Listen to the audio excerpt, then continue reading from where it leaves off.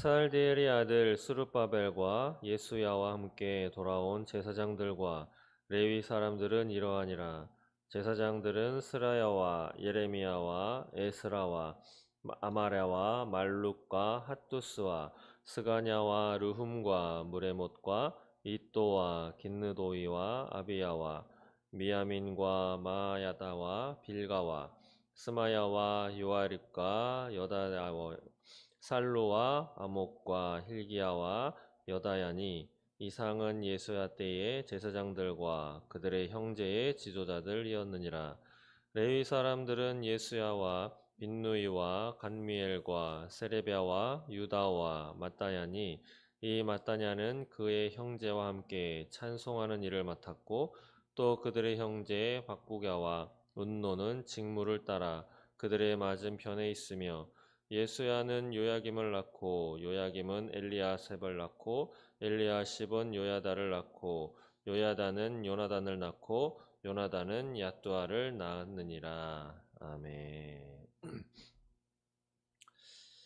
네, 어제에 이어서 느헤미야 말씀이죠. 12장. 원래 본문은 1장부터 21절까지로 본문을 잡았는데 읽기는 11절까지만 읽었습니다. 예, 이스라엘 백성들은 솔로몬 이후에 나라가 반으로 나뉘어지고 또 아수르 또 바벨론 이어서 바사의 그런 통치를 받으며 그 다음에 노예 생활을 하다가 이제 1차, 2차, 3차에 걸친 처음에 이제 고레스 왕의 칙령이죠. 그를 통해서 1차, 2차, 3차에 걸쳐서 고국으로 돌아오게 됩니다. 1차 기한은 스룹바벨과 예수와 2차 기한은 느헤미야, 3차는 에스라를 통해서 이렇게 3차까지 귀환을 하게 되는데 귀환을 하면서 그 목적이 있었죠. 첫 번째로는 성전을 다시 회복하고 고국에서 하나님께 경배하고 예배하는 삶을 다시 하자라고 하는 것이었는데 그 가운데 느헤미야는 이제 고국의 소식을 듣고서 어제 말씀드린 바와 같이 약 넉 달 동안 기도하고 왕한테 허락을 받아서 총독으로 돌아가서 성벽을 재건하게 됩니다. 그러면서 많은 방해도 있었지만 하나님의 도우심으로 성벽 재건하고 이후에 이제 자신들의 삶을 어떻게 더 정결하고 성결하고 하나님 앞에 택함 받은 백성으로서의 삶을 어떻게 이어가느냐를 가지고 다시 언약을 갱신하면서 하나님의 자녀로서 거듭나고 이제 성전의 제사를 회복하는 그러한 기록의 역사가 바로 느헤미야의 역사인데 그 가운데 지난 시간 어제죠. 11장의 말씀은 성전 중심의 삶을 살아가기 위해서 그 가운데 사람들이 성전 중심으로 거주지를 옮겨가면 그러한 이야기가 나와 있었습니다. 그리고 오늘 12장의 말씀은 소제목을 보시면 제사장과 레위 사람들이라고 나오고 또 8절 위에 보시면 대제사장 예수와의 자손들 그리고 12절에 보면 제사장의 족장들이라고 해서 오늘 본문 말씀에는 각 족장들, 제사장, 그 다음에 레위 사람들 이들의 이제 가문의 그 가계가 말하자면 족보죠. 그러면서 사람들의 이름이 쭉 열거가 됩니다. 내일 다루게 되겠지만 22절 이하에는 또 제사장과 레위 사람들에 대한 기록이 잠시 나오면서 드디어 27절 이하에 성벽을 봉헌하는 성전 봉헌식이 이루어지게 됩니다. 이것이 12장의 대략적인 개요라고 말씀드릴 수 있는데 여기 보시면 사람들의 계보, 성경책을 읽으면서 가장 좀 재미없고 지루하고 이러한 성경책 구절이 있죠. 바로 레위기 같은 구절이고, 그다음에 마태복음도 처음에 이제 성경을 딱 펴시면 뭐 아브라함의 계보라라고 해서 사람 이름이 쭉 나옵니다. 재미없죠. 사람 이름 나오는 건 재미가 없습니다. 오늘도 읽어봤지만 읽기도 참 쉽지가 않아요. 단어가 뭐 이또, 긴느도이, 아비야, 스마야, 요야립, 발음도 쉽지 않은 이름이 한 장, 두 장, 막 여러 장에 걸쳐서 쭉 나오기 때문에 성경책에 나오는 이름은 읽기 기록되기가 좀 어렵지만 기록된 의미가 있겠죠. 근데 또 실제로 교회에서 부흥회라든지 특별한 날, 특별한 예배 때에 바로 헌금을 드리는데 거기 헌금에 우리들의 본인들의 이름을 또 적어 올립니다.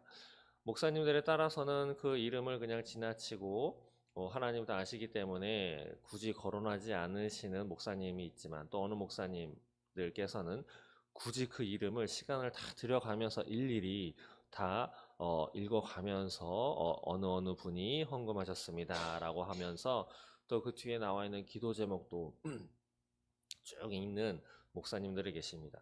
전자나 후자나 저는 다 좋고 다 의미가 있다고 생각을 합니다.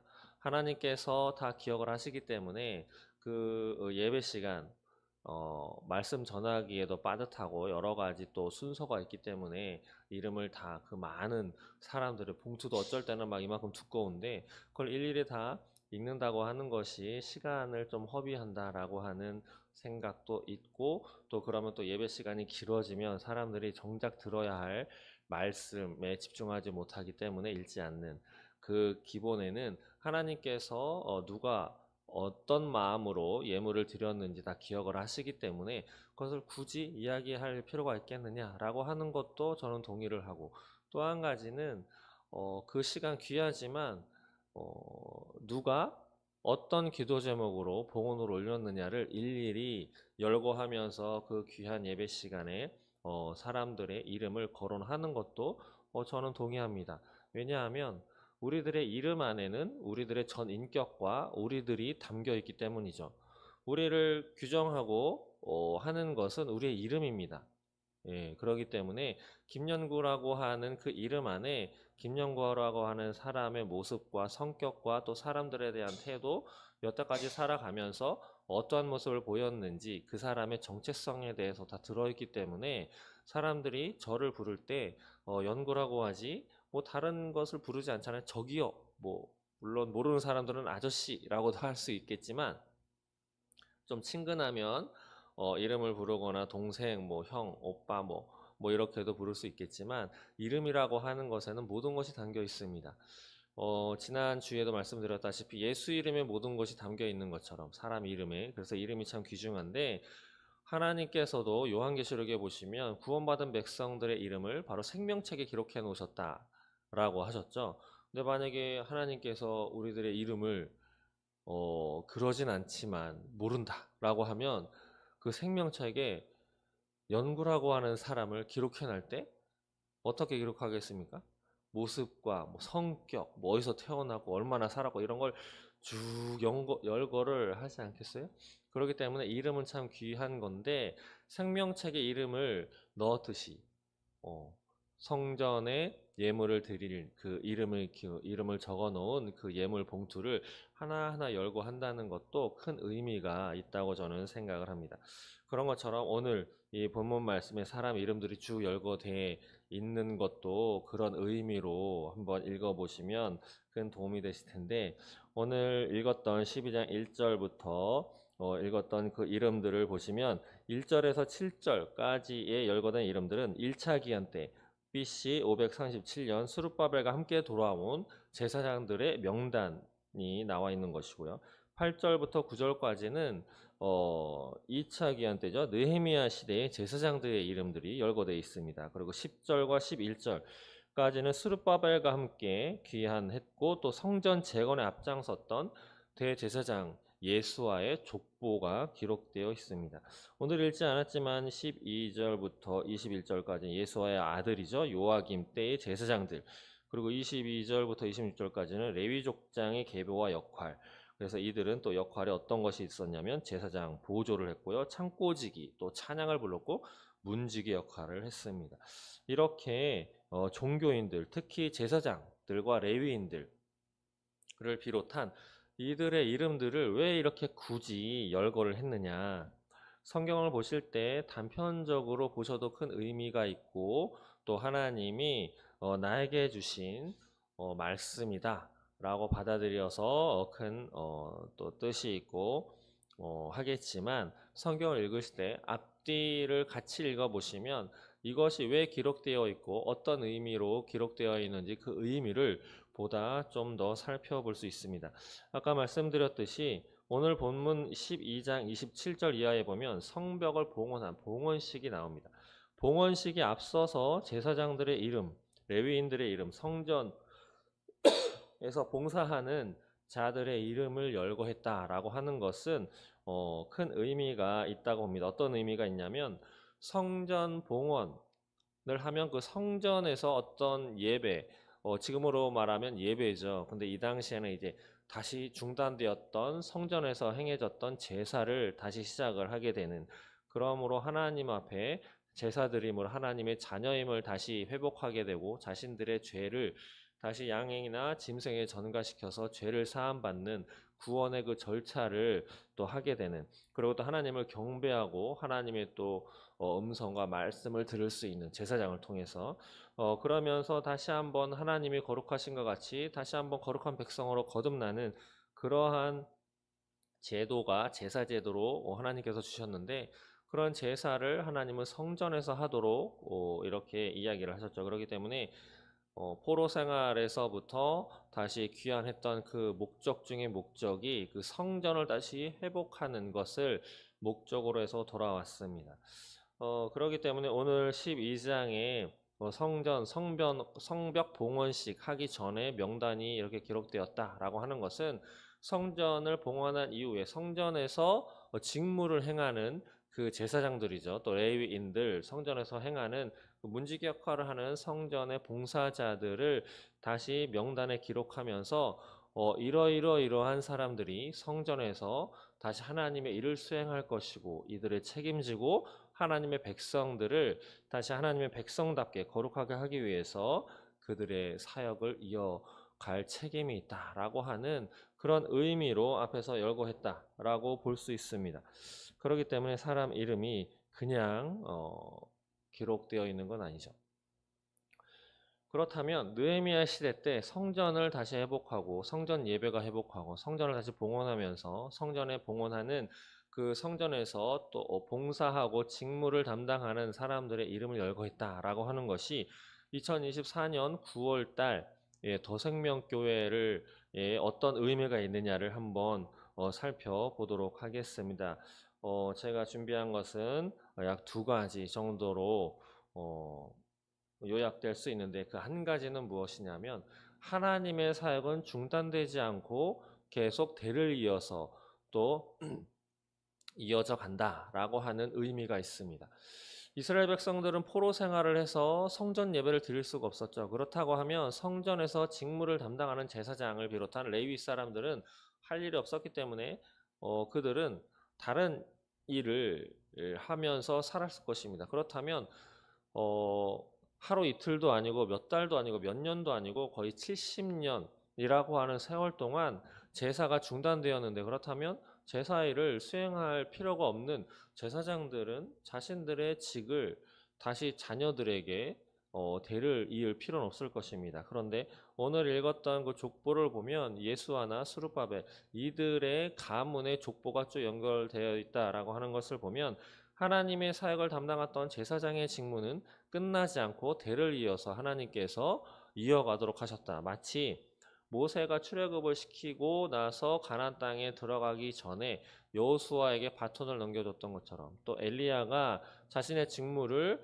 다 수행하고 하늘로 승천하기 전에 자신을 따랐던 엘리사에게 바톤을 넘겨줬던 것처럼, 오늘 이 시대에도 하나님께서는 선배 목사님들의 사역을 중단시키지 않고 후배 목사님들을 통해서 하나님께서 사역을 이어가게 하신다라고 하는 거죠. 그래서 더생명교회에도 이 앞에 교회의 이름은 바로 힘찬 교회입니다. 힘찬 교회 고산진 목사님께서 많은 사역을 잘 감당해 오셨는데, 그 사역 이제 힘찬 교회에서 명칭도 바뀌고 담임 목사도 고상진 목사라고 하는 이름에서 김영고 목사로 이렇게 넘겨져 갔는데, 이렇게 넘겨진 이유는 하나님의 사역이 고상진 목사님 힘찬 교회를 통해서 하셨던 그 사역이 중단되지 않고 더생명교회의 김영고 목사를 통해서 하나님께서는 이어서 하나님이 하시고자 하는 일, 하나님이 하시고자 하는 그 사역을 중단하지 않고 이어가기를 원하신다라고 하는 것을 우리는 살펴볼 수 있는 것이죠. 그런데 이것이 담임을 맡고 있는 목사만이 할 일이냐? 그렇지 않습니다. 고린도전서 4장 1절 2절에 보시면 이렇게 말씀합니다. 사람이 마땅히 우리를 그리스도의 일꾼이요 하나님의 비밀을 맡은 자로 여길지어다. 그리고 맡은 자들에게 구할 것은 충성이니라 라는 말씀이 있습니다. 이렇듯 목사만 아니라 이 더생명교회에서 함께 예배드리고 있는 성도들 또한 하나님이 택하신 일꾼이요 하나님의 비밀을 맡은 자로 하나님이 붙드시고 인도하시고 함께 하시는 하나님의 사람이다라고 하는 것이죠. 그래서 저를 비롯해서 함께 예배드리는 하나님의 사람들, 성도분들이 함께 힘찬 교회의 그 사역을 끊김이 없이 더생명교회를 통해서 하나님이 주시는 하나님의 사역을 이어갈 책임이 있다라고 하는 것을, 그래서 우리가 저를 비롯한 우리 모든 더생명교회의 성도분들이 해야 할 것은, 책임감은 무엇이냐? 바로 하나님에 대한 충성이다라고 하는 것이죠. 두 번째로는 하나님 나라를 위해서 충성한 사람들은 하나님의 그 이름을 영원히 기억하신다라고 하는 거죠. 시편 112편 6절에는 이런 말씀이 있습니다. 그는 영원히 흔들리지 아니하며 의인은 영원히 기억되리로다. 하나님 앞에 하나님이 인정하시는 의인은 하나님께서 영원히 기억하신다라고 말씀하십니다. 그리고 예수님께서도 알곡과 가라지 비유를 통해서 마태복음 13장 43절에 보시면 그때 의인들은 자기 아버지 나라에서 해와 같이 빛나리라. 귀 있는 자는 들을지어다 라고 말씀하십니다. 그렇기 때문에 하나님의 사역을 충성되게 감당한 사람들은 눈에 보이지 않을지라도 그 누가 칭찬하거나 어떤 상이 내 눈앞에 바로 있지 않을지라도 하나님께서 우리의 이름을 기억하시고 영원히 기억하시고 상도 주실 것이다 라고 하는 것을 성경 말씀을 통해서 기억하시기 바랍니다. 다니엘 12장 3절에는 또 이런 말씀도 있습니다. 지혜 있는 자는 궁창의 빛과 같이 빛날 것이요 많은 사람을 옳은 대로 돌아오게 한 자는 별과 같이 영원토록 빛나리라. 하나님의 사역을 위해서 지혜를 행한 자, 또 많은 사람을 옳은 대로 돌아오게 한 자, 바로 전도죠. 그래서 하나님을 알지 못하는 사람들, 하나님을 알고자 하나 어떻게 할지 못하는 사람들, 또 하나님을 만나지 못한 채 교회를 다니는 우리의 지체들, 또 우리의 가족들에게 하나님의 말씀을 전하고 예수의 마음을 전해서 하나님의 사람이 되도록, 예수의 사람이 되도록 한 자들은 바로 별과 같이 영원토록 빛나게 할 것이다 라고 하는 것이죠. 그러나 이 길에는 어려움도 분명히 있을 것입니다. 이 더생명교회에도 보시면 주변이 온갖 점집도 있고 술집도 많고, 지금도 이 새벽 한 4시쯤에 이제 올라오는데 이 옆에 술집의 불은 여전히 켜 있습니다. 이 뒤에도 그렇고요. 그런데 그것뿐만이 아니라 우리를 방해하고 전도하고 하나님의 말씀을 선포하는 것에 많은 방해와 또 악한 자들의 그러한 행위들이 있을 것인데 그것을 두려워할 필요 없습니다. 시편 112편 7절과 8절에 보시면 이렇게 말씀하는데, 그는 바로 의인이죠. 그는 의인은 흉한 소문을 두려워하지 아니하고 여호와를 의뢰하고 그의 마음을 굳게 정하였도다. 바로 이것이 우리가 가져야 할 마음인 줄 믿습니다. 그리고 8절에는 그의 마음이 견고하여 두려워하지 아니할 것이라. 우리의 마음을 견고하게 하고 두려움이 없게 되는 그런 이유는 그 뒤 이어 나오는 말씀을 통해서도 힘을 받을 수 있는데, 바로 무엇이냐면 그의 대적들이 받는 보응을 마침내 보리로다. 우리를 방해하는, 하나님의 일을 하고자 하는 하나님의 사람들인 우리를 방해하는 자들, 하나님이 보시기에 우리의 대적이죠. 그냥 하나님이 그냥 보시지 아니하시고 하나님께서 그들에게 보응을 내리시는데 그것을 우리는 반드시 보게 될 것이다 라고 하나님께서 약속의 말씀을 오늘 우리에게 주신 줄 믿습니다. 말씀을 마치겠습니다. 느헤미야 12장에 걸친 제사장들의 족보, 레위인들의 족보의 그 이름의 의미는 바로 오늘을 살아가는 우리들에게도 의미 있다 라고 말씀드립니다. 우리들의 이름, 하나님의 사역을 위해서 믿음을 지키며 나아가는 우리의 이름을 하나님께서는 견고하게 영원하게 빛나게 할 것이고 기억하신다라고 하는 것이고, 또 하나님의 사역을 감당하고자 모인 우리들 하나님께서 대를 이어서 힘찬 교회 대를 이어 더생명교회를 통해서 하나님이 하시고자 하는 사역을 감당하게 할 책임을 주셨고 또 그러한 힘을 우리에게 주실 줄 믿습니다. 오늘도 이 말씀에 의지해서 하나님의 사람으로 온갖 방해와 어려움이 있겠지만 그런 두려움 없이 하나님의 사람으로 충성을 다하는 저와 여러분 되시기를 주님의 이름으로 축원드립니다. 기도하겠습니다. 아버지 감사합니다. 오늘도 느헤미야의 말씀을 통하여 왜 족보의 이름이, 왜 제사장들의 이름이, 왜 레위인들의 이름이 여전히 대를 이어서 이렇게 기록되어 있는지 아버지 우리 또한 힘찬 교회를 이어 더생명교회를 허락하셨음을 감사합니다. 이것을 통하여 우리가 하나님으로부터 받는 사명을 잘 감당할 수 있도록 인도하시고 또한 하나님의 사람으로서 하나님께서 우리의 이름을 영원토록 기억하신다라고 하는 것을 잊지 않고 나아가는 우리들 될 수 있도록 인도하여 주시옵소서. 감사합니다. 예수님의 이름으로 기도드립니다. 아멘.